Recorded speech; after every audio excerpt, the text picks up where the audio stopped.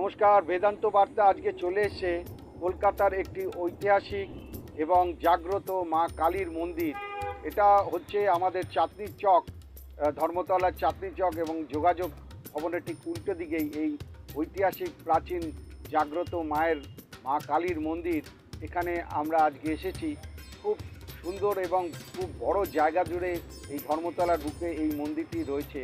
আমরা যখন ধর্মতলায় যাই তখন এই ব্যস্ত সময়ের মধ্যেও এখানে কিছুটা সময় আমরা মায়ের কাছে প্রার্থনা করার জন্য আমরা কাটিয়ে আসতে পারি।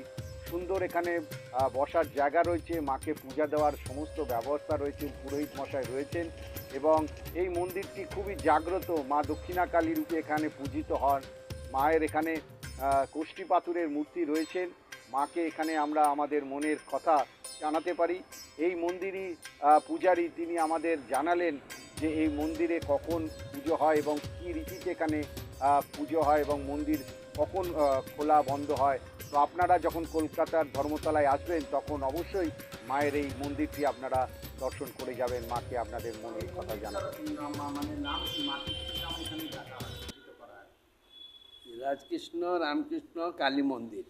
আচ্ছা, আর মাকে কিভাবে মাকে পুজো করা হয় এখানে? মাকে সকালবেলা পুজো হয় আপনার আমান্য ভোগ দিয়ে পুজো করা যায়। এখানে অন্নপ্রসাদ হয় না। আর কোনো উৎসব হলে কি ভালো মন্দ হলে শুকনো ভোগ দেওয়া হয়, কিন্তু এখানে রান্না ভোগ হয় না। প্রধান মায়ের উৎসব কখন হয়, কোন সময়? ওই কালী পুজোর সময়। আচ্ছা, আর ভক্ত সমাগম আগের থেকে কিরকম হচ্ছে ঠাকুর মায়ের কাছে? আগে তো মন্দির অনেক জাঁকজমক ছিল, এখন তো এখন ওই আপনার করোনা থেকে আচ্ছা কিন্তু এখনো সেরকম লোকজন হয় না।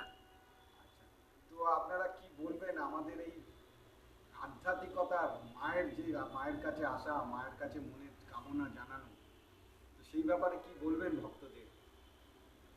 সে সম্বন্ধে না, ভক্ত যেরকম সে মাকে জানাবে সেরকম ওরা পাবে, কিন্তু আর ও সম্বন্ধে আর কি বলবো। আর মন্দির কটা থেকে কখন খোলা থাকে? আরতি কখন হয় মায়ের? সকালে 7টা থেকে খুলে 1:30টার সময় বন্ধ হয়, আর 10টার সময় আরতি হয়।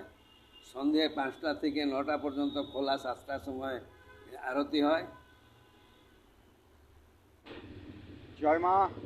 তো বন্ধুরা, মায়ের এই সুন্দর ভিডিওটা দেখলেন। যদি ভালো লাগে দয়া করে আমার চ্যানেলটা সাবস্ক্রাইব করুন, লাইক করুন এবং